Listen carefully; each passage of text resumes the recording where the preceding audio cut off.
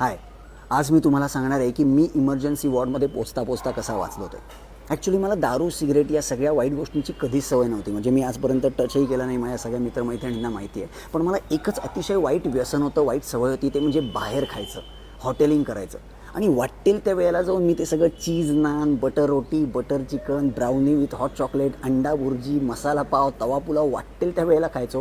कुठलंही भान नव्हतं. आणि तुम्हाला माहिती आहे काय झालं? त्याच्यामुळे माझ्या लिव्हरला सिरोसिस झाला होता. म्हणजे माझी लिव्हर अतिशय खराब झाली होती. मी अशा स्टेजला पोचलो होतो की डॉक्टरनी मला सांगितलं की केदार, जर तू आत्ता थांबला नसतास, ब्लड रिपोर्ट चेक केले नसते आणि आत्ता जर तुला हे कळलं नसतं की तुझ्या लिव्हरला सिरोसिसची पहिली स्टेजला तू पोचला आहेस, तर तुझी लिव्हर अशा स्थितीत पोचली असती की जिथून परत मागे आणणं शक्यच झालं नसतं.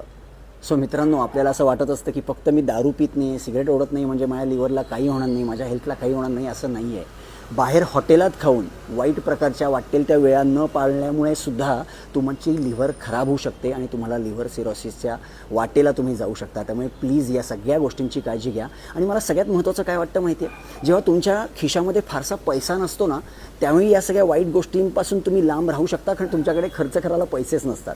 पण जेव्हा तुमच्या खिशामध्ये पैसा खुळखुळायला लागतो, भरपूर पैसे लागतात, बिझनेसमध्ये, नोकरीमध्ये तुमचं प्रमोशन होतं, त्यावेळी म्हणजे भरपूर पैसा असताना सुद्धा या सगळ्या वाईट गोष्टींपासून कसं लांब राहायचं, या सगळ्या